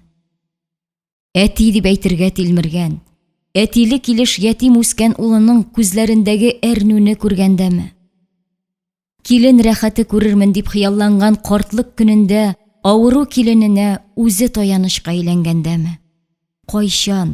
Кайчан гына рәхәт күрергә җитеште икән соң ул? Әллә соң мәңгелеккә күчкән мизгелдәме? Нәкъ үзе теләгәнчә, җомга иртәсендә йоклап яткан җиреннән тыныч кына күчте дә куйды бит. Менә шуны бәхет дисәң генә инде. Аңа да сабырлыкны учлап биргәндер Аллаһы Тәгалә. Түз дигәндер. Әҗерен ахирәттә алырсың дигәндер. Шулай булмаса, ни сабыр дигән кайнана да түзәр иде дә. Бер көн килеп улына әйтер иде. Туйдым дияр иде. Картлык көнемдә минем дә тынычлап яшисем килә дияр иде. Синең дә бәхетле булуыңны, мәшәкатьсез генә яшәүеңне күрәсем килә дияр иде. Ә Зәйтүнәнең үзәнисе. Аның өлешенә тигән көмешләр дә шушылар бит инде. Шул чорның ачыдан ачы нигъмәтләре. Сугышы, ачлыгы, колхоз кыллыгы. Аның да бар юанышы, бар бәхете һәм бар бәхетсезлеге карап торган Зәйтүнәсе иде бит. Үз балаңның әнкәй дип күзгә карап тилмереп ятуларын күреп туру җирдәге тәмухка тиң булгандыр лабаса. Ни сабырлыклар белән түзде икән соң бичара ана. Кайлардан көч алды икән.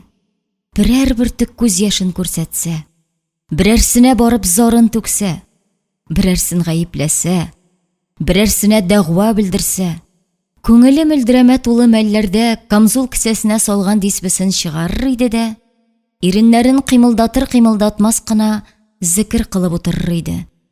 хәл-әхвәл сораучы булса, Аллага шөкер әле дип җаваплар иде. Ул да сабыр булып яшәде. Сабыр гына китеп барды. Авырлыкны бергә бүлешкән ике карчык җәннәт ишекләреннән үткәндә дә бер-берсеннән калмаска теләгәндәй бергә киттеләр.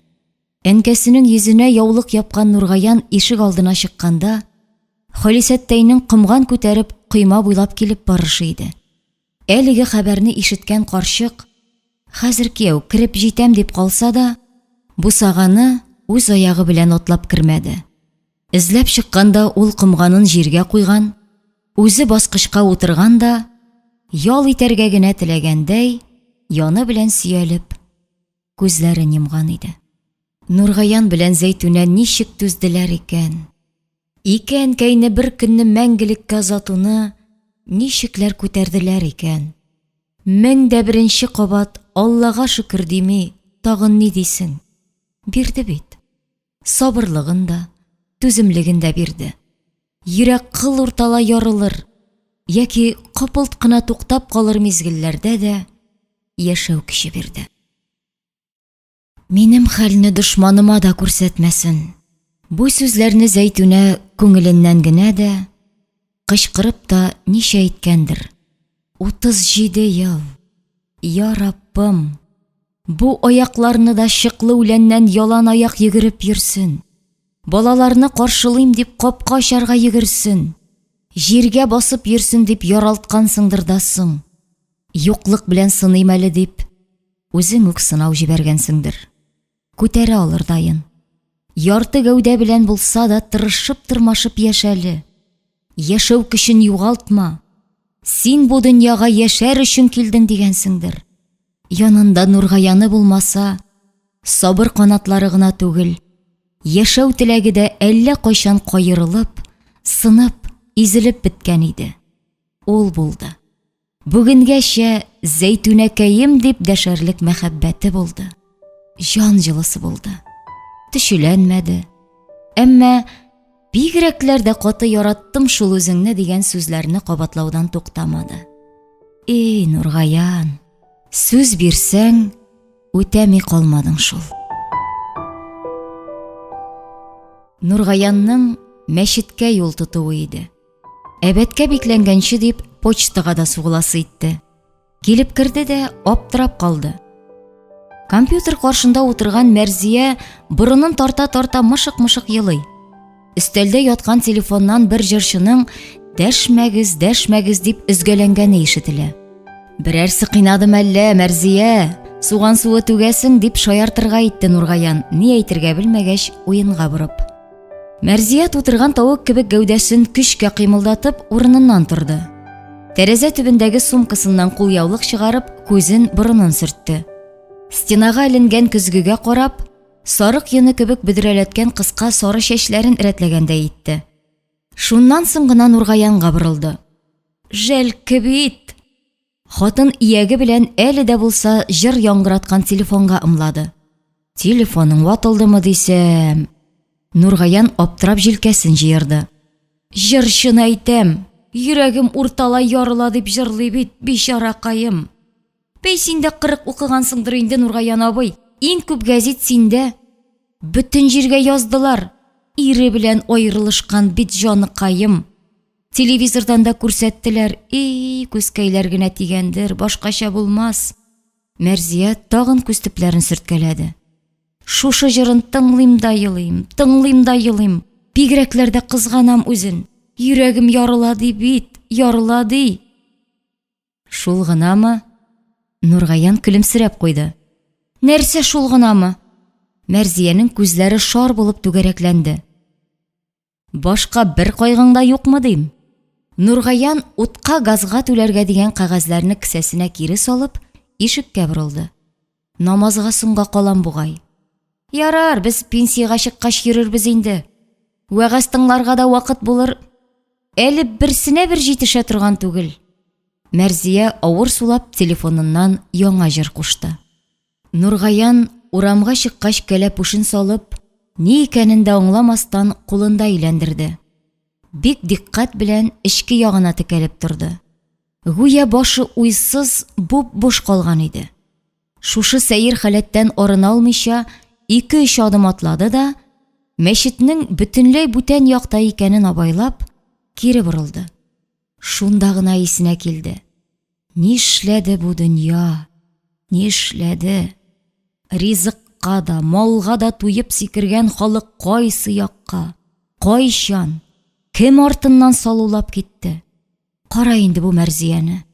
Үз тормышында бер хәсрәте юк кешедәй, артист хатын өчен күз яше түгеп утыра. Үз улына акыл сорап, елый-елый дуга кылса аңлар да идең. 30 яше тулып киткән малае авыл халкы алдында рисвай булып, ичеп, азып-тузып йөри. Өйләнергә дә исәбе юк. Аңа да әйтеп караганнары булды. Мәчеткә сугыл, тыңлап булса да утыр диделәр. Багана буйлы егет саргайган тешләрен күрсәтеп, ыржаеп кына көлде. Нәк әнисе кебек, пенсияга чыккач йөрермен әле, диде. Ярыйла сиңа ул яшькә җитәрлек гомер язылган булса, гомер язылып та акыл керерлек булса. Вакыт юк диләр. Гыйбрәтле сүз тыңларга вакыт юк. Әҗер тыңларга. Ул җырчыларның эчке киемнәренә чаклы салып чайкаган гайбәтләрне ишетергә, укырга, чәйнәргә вакыт бар. Шунысына шак катырсың. Дөнья кендеге артистлар хәзер. Кеше күз алдында алардан да кәттәрәк бер кем, һич нәрсә юк. Бот буе бала чагадан алып ак сакаллы бабайга кадәр кайсы артистның кем белән торганын, нинди машинада йөргәнен, аеннан ничә сум штраф түләгәнен белә. Тик үзенең яшәү мәгънәсе, яшәү асылы турында гына белми, белергә дә теләми. Ул бүген яши, ашый, эчә, шунысына канәгать. Туфрактан яралган кеше янә туфракка әверелгәч ни булыр? Анда ни көтә? Адәм баласына яшәү һәм үлем биргән Аллаһы Тәгалә хузурына нинди гамәлләре белән барыр? Мондый сорауларга җавап эзләп тинтерәмиләр. Нургаян үзе дә хакыйкать асылына соңлап төшенде. Күпме яшәп, чын-чынлап, чәчләрне йолкып үкенерлек бер генә гамәле бар. Бала чакта, яшьрәк чакта кул күтәреп дуга кылуны, намаз мөгъҗизасын белмәде. Чырга сылтаргамы? Пионер комсомол булып горурланып йөргән елларның динсезлегенәме? Бүгенге акылкайы булсамы, ул чакта ук алдына намазлык җәяр иде дә, сәҗдәгә ягылыр иде. Намаз соңында күз яшьләреннән тартынмыйча дуга кылып Аллаһы Тәгаләдән сорар иде. Күпне түгел, бала вакытта бер генә теләген ирештерер иде. Әткәсен күреп туя алмаган, җанга якын газиз әткәсен үз янына кайтаруны сорар иде. Ах, әтиле килеш ятим булуның авырлыгы. Таулар да, кыя ташлар да күтәрә алмас ул авырлыкны үз башыннан кичергәннәр генә беләдер. Әллә кайда да түгел, бер авылда, бер урамда бит әткәсе. Күрешкәндә улым диеп дәшсә дә, жан ярасын басарга шул сүз генә җитә димени. Яңа оясында яңа хатыны да, яңа балалар да Нургаянны чит итмәделәр ансы. Караңгы чырай каткан кеше булмады. Килеп керсә, чәй ишәргә дәштеләр. Бер ата балалары дип туган итәргә тырыштылар. Шулай да. Әткәй бит ул. Берәү генә бит ул. Ничекләр аны икегә бүлмәк кирәк? Урамда Урал матаеның тавышы ишетелә калса, Нургаян ишек алдына атылып чыгар иде. Кыйма ярыгына сарылыр иде. Ике күзе шишмә кебек мөлдерәмә тулып, шул ярыктан кара матайны каршы алыр, озатып калыр иде. Менә аның әтисе телогрейкасының изүләрен ачып, учма-учма чәчен җилгә сибеп, урам буйлап матайда килә. Артына биленнән ике кулы белән кочаклап, төпчек малае утырган.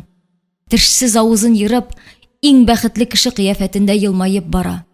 Борын очына сибелгән сипкелләренә кадәр елмая. Ул бәхетле, чөнки аның әтисе үз янында. Якында, янәшә дә. Малай шуңа күрә елмая. Әтиле әтисез Нургаянның койма ярыгына берегеп калган күзләреннән исә тамчы-тамчы яшь кыйла. Зәйтүнәсе өчен дә намазлыкка егылып сорый белмәде. Үкенеч булмый, ни булсын. Сынау килгән мәлдә ярдәм сорап кешеләр катына гына барып баш иделәр шул. Кул күтәреп дуга кылуны уйламадылар. Намазны белмәделәр. Кешеләрнең дә төрлесе очрады. Бәхеткә яхшылары күбрәк иде. Авылдашлар дисеңме, туганнар, дуслар. Әткәсе дә, аның ул нигездә туган балалары да бер йодрык булып ярдәмгә ашыктылар. Кайгы килгәч, авырлыгын алар да күтәрде. Фельдшер Рәхимә апаны әйтсин. Көнен чакырасыңмы, төненме, мәҗлестә утырган чагымы, мунча кереп ятуымы, юк диюне белмичә йөгереп килеп җитә иде. Авыл үзенең гадилеге, ихласлыгы белән бу хәсрәтне ничек тә җиңеләйтергә, бүлешергә тырышты. Шәһәр күпкә кырысрак иде. Бер кәгазе булмаса, кешене бөҗәк урынына да күрмәгән эреле-ваклы оешмалары шактый иде аның. Инде җыелып бетте дигән документлар арасыннан койрыгы ошап бетмәгән имзага бәйләнеп булса да тәм табучылар бар иде. Ишектән ишеккә йөртергә яратучылар байтак иде. Инвалид кешенең генә түгел, сау сәламәтнең дә бер кадере булмавын күптән аңлады инде Нургаян. Шуңа күрә тиешлесен дә даулап йөрмәде. Кул гына селтәде. Селтәмәс тә иде. Бер баруында озын тырнагын да, иреннәрен дә кып-кызылга буяган, кирфекләрен буяуга катырган ханымның "Хатыныгыз һаман исәнмени әле?" дип соравын ишетте дә, өстәлдә таралып яткан кәгазьләрне учына йомарлап, кабинеттан чыгып китте. Коляскасында, арбасында башларына капласыннар. Ике кулы бар чагында Зәйтүнәсен күтәреп йөрмәскә, йомгак урынына тәгәрәгән уйлардан азан тавышы арындырды. Нургаян адымын кызулатып, мәчет ишеге алдына атлады. Ул эшкә үткәндә яшел келәм өстенә 4-5 кеше тезелеп баскан. Иң читтәгесе туйга килгәндәй ак күлмәк, кап-кара костюм чалбар киеп, ялан баш кына торганы, кайчандыр шофер булып эшләгән Ринат иде. Аны күргәч Нургаян ни уйларга да белмәде. 37 ел эчендә Ринат белән бер генә авызда сүз алышканнары булмады аларның. Күрешкәндә, ияк кагып кына исәнләшкәндәй итеп үттеләр. Актан карадан бер-берсенә сүз катмадылар. Аның әлегәчә мәчеткә аяк басканы күренмәде. Зәйтүнәнең хәле ничек? Ринатның теленнән шушы бер сорау төшсә, Нургаян җанын кысып торган кыршаудан котылыр иде. Юкса күңелендә алып аткысыз ачу да, үпкә дә сакламый. Теге вакытта Зәйтүнә дә кат-кат әйтте. Гаепләп тәмсезләнеп йөри күрмә. Ашлык тиягечне юри аударган кеше түгел диде. Барысын да аңлый Нургаян. Тик бер нәрсәне генә аңламый. Ни тота, ни тыя бу кешене күңел хакы өчен генә булса да хәл-әхвәл сорашудан. Намазы намаз булмады ирнең. Уйлары чуалды. Ничек кенә бирелеп укырга тырышса да, сәҗдәгә иелгәндә күз алдында Ринатның шәүләсе бөтерелде. Дуганы да ашык-пошык кылып кайтырга кузгалды. Тик мәчетнең тимер капкасына үрелүгә, арттан куып җиткән тавыш кулына китереп ургандай булды. Нургаян, ашыкмасаң сөйләшер идек. Нургаян үз колакларына үзе ышанмыйча артына борылды. Аннан чалбар өстеннән чыгарып куйган күлмәк итәгенең вак шакмагында тузан бөртеге күреп, бармак очы белән шуны каккалады. Капка киләсендә дә бер тап булды ахыры. Икенче кулы белән аны сөрткәләде. Ашыгыр җир юк инде. Шуннан соң гына Ринатка күтәрелеп карады. Нургаяннан 3-4 яшькә генә олы булса да, Ринатның чәче агарып, маңгай турысыннан кыелып беткән. Бүген кияү егетедәй киенсә дә, ыспай костюмы астыннан иңсәләренең салынып торуы шәйләнә. Авыруы бар икән. Ике кулы да бер туктамый сизелер-сизелмәс калтырый. Элек зәп-зәңгәр булып янып торган күзләре уңып киткән. Тоныкланып калган. Шулай, Картлык килсә, яшьлекнең төсен урларга дип килә шул. Юл өстендә торганчы, тегендәрәк барып утырабызмы соң? Ринат ишек алдының кашкарыйлар үскән почмагындагы эскәмиягә ымлады. Утырып сөйләшерлек сүзмени. Нургаян төртмә телле түгел иде. Шулай да тавышында киная яңгырагандай булды. Ике ир эскәмиянең ике башынарак килеп утырдылар. Берсе дә сүз башламады. Капкадан берәм-берәм чыгып киткән агайларны күз карашы белән генә озаттылар. Тирә-якта хушбуй булып таралган кашкарыйлар исе һәм төкле тура тавышы гына торып калды. Бираздан гына Ринат тамак кырып куйды. Киләсе килгәние. Мәчеткә дим. Әллә кайчаннан. Яхшы иткәнсең. Хатын килә. Күптәннән. Гарәпчә укырга да өйрәнгән. Беләм. Икәү-өчәү инде алар. Чәчәкләрне дә шулар үстерә. Мулланы әйтәм. Яшь булса да акыллы күренә. Гыйлеме бар. Эшләсен генә. Тавышы моңлы. Күздән яшь килде прәме. Вәгазне дә шәп сөйли. Кеше әз икән. Килерләр. Син дә килгәнсең бит. Нургаян читкә карап кына шулай диде. Ул баядан бирле сүз башлануын көтә иде. Ринат төртелеп калгандай булды. Алай да үзен кулга алды. Салмак тавыш белән дәвам итте. Килдем. Җанга тынгы табып булмас микән дидем. Ышансаң ышан, ышанмасаң юк. Әле бүген белер-белмәс укысам да шул кадәр рәхәт булып китте. Ничә еллар. Мин дә тынгы күрми яшим бит, Нургаян. Үземне үзем ашап. Көчем җитмәде. Сезнең урамга төшеп, капкагызны ачып керергә. Зәйтүнәне күреп, гафу сорарга көчем җитмәде. Бүгенгәчә. Әгәр шул вакытны саграк булсам, былай да килеп чыкмас иде. Син мине күрми, белми, дөньяның артына тибеп яши дип уйлама. Күреп торам. Зәйтүнәне кулларыңда күтәреп йөрүеңне дә күрәм. Күргән сайын үземне кимерүем артагына. Арыдым мин, Нургаян. Җилкәмне баскан йөкне күтәреп арыдым. Яшәлде инде. Гомер дә әллә ни арада узды да китте. Күңел тынычлыгы булмагач, яшәүнең дә яме юк. Үземне дә уйлыйм, сезне дә. Хатын әллә кайчаннан ачулана. Намазга бас, Аллаһыдан гафу сорады. Тәүбә итәргә куша. Баштарак җин ачуым чыга иде шулай дигәненә. Тәүбә итәргә мин җинаят кылган кеше түгел, төрмәдә утырмыйм. Тора бара аңладым. Яшәүемнең төрмәдәгедән кай җире артык. Үз-үземне бикләгәнмен инде мин. Бүген монда килгәч, әйтәм бит, әллә ничек булып китте. Зәйтүнә янына барсам, бәхиллек сорасам, нәрсә диярсең, Нургаян? Мин ни әйтим? Зәйтүнәдән сора.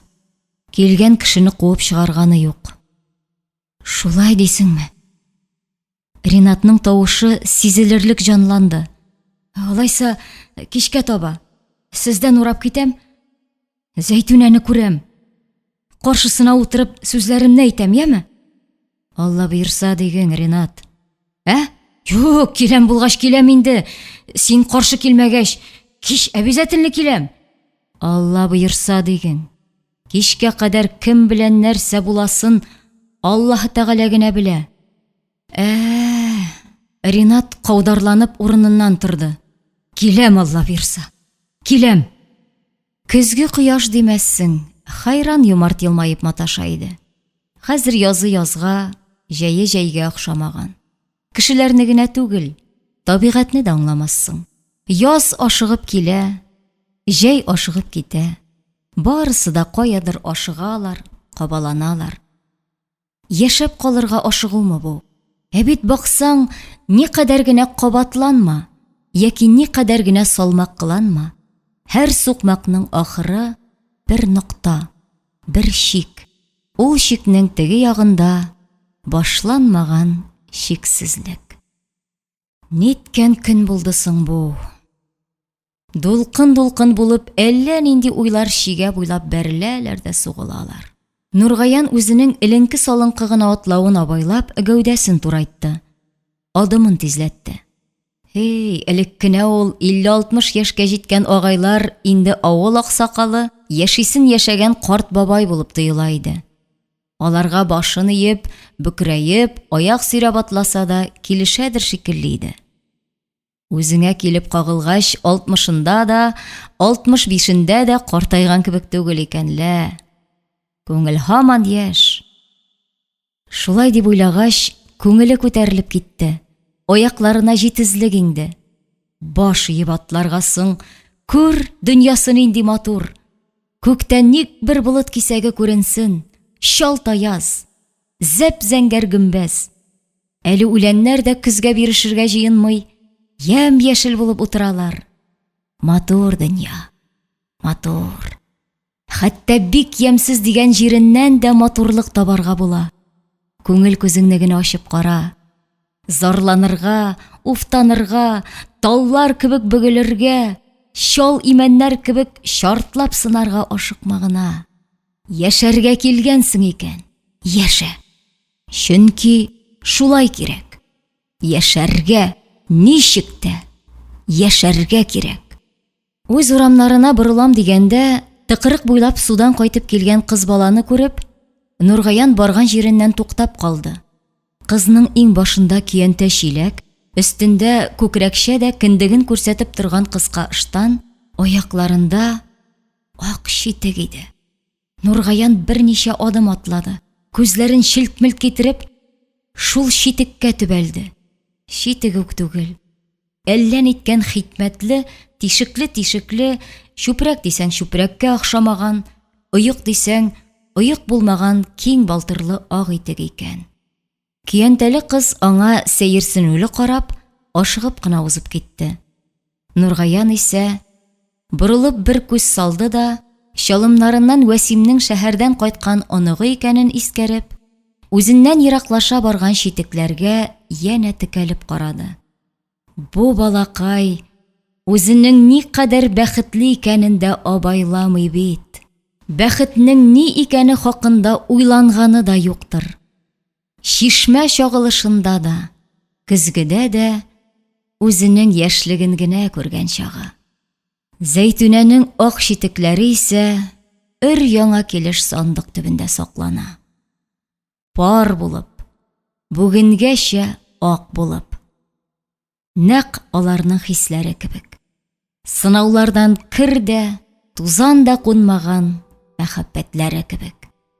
Әйе, читекне киеп туздыру насыйп булмады Зәйтүнәсенә. Аларны киеп, бизәкле киянтәсен асып, су юлына баруда насыйп булмады. Тик Аллаһы Тәгалә аларга бәхетсезлек белән сынаган бәхетне дә бирде ләбаса. Пар канат булып, бер-берсенә кирәк һәм терәк булып, бер-берсен яратып яшәү бәхетен бирде. Таһир Зөһрә, Ләйлә Мәҗнүн кебек бер-берсе белән кавыша алмаганнарның мәхәббәтен җырга салганнар. Кыйсса итеп язганнар, телдән телгә сөйләгәннәр. Кавышып бер түбә астында яшәсәләр, мәхәббәтләре күпмегә җитәр иде икән. Нургаян белән Зәйтүнә шикелле көн сайын бер-берсенең күзенә карап, әлдә син бар дип, 40 ел буе яшәп күрсәтсеннәр иде алар. Тукта, нәрсә дип көн буе агын карасын уйлап, бизмәнгә салып йөри дисә, нинди көн соң әле бүген? Кешегә пенсияны тикмәгә бирәләр дисеңме? Хәттер диген. Зәйтүнәсе белән язылышкан көннәре бит. 40 ел элек, нәкъ шушы көнне, ак күлмәккә, ак калфакка төренгән Зәйтүнәсен кулларына күтәреп, үзләренең бусагасын атлаган иде. Гомеркәйләр диген. 40 ел үткән. Җырга тиң гомер бит.